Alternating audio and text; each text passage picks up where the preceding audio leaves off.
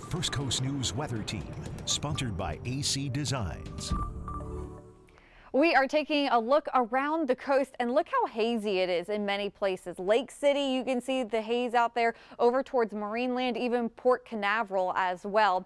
Here's a look at the time lapse of the sunset in downtown Jacksonville. A very hazy sunset out there.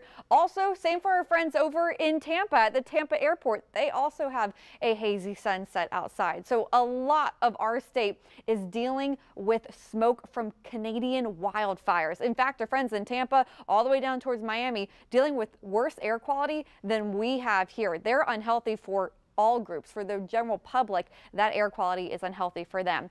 But for us in southeast Georgia and northeast Florida, still we have some spots here. You see these orange dots? That means it's unhealthy for sensitive groups. The air quality is unhealthy for people who have asthma or other lung conditions, heart conditions, children and older people. You want to limit the amount of time you're outside because of the pollution in the air because of that smoke. And unfortunately, we are expecting more on the way for Wednesday. This is our smoke futurecast, and it shows more smoke over our area on Wednesday and even into Thursday, though we do expect conditions to get better throughout the day on Thursday.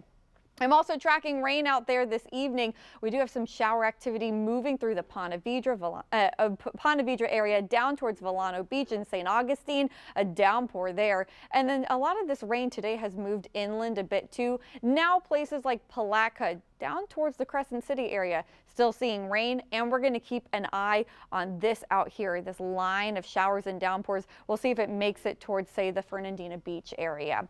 Besides that, it's windy out there still for a lot of you along the coast. We have a breeze of 15 miles an hour at NAS Jax, 10 in St. Simons, 20 in Mayport, 23 in St. Augustine. With that persistent onshore flow, we're still not completely done with the risk of flooding at times of high tide. We have a coastal flood warning in effect. That's for the beaches until 11 a.m. tomorrow, and it's until 5 a.m. Thursday for the St. Johns River Basin. So keep that in mind overnight tonight with our high tides. Once again, we will be dealing with some higher than normal tides and perhaps some minor flooding.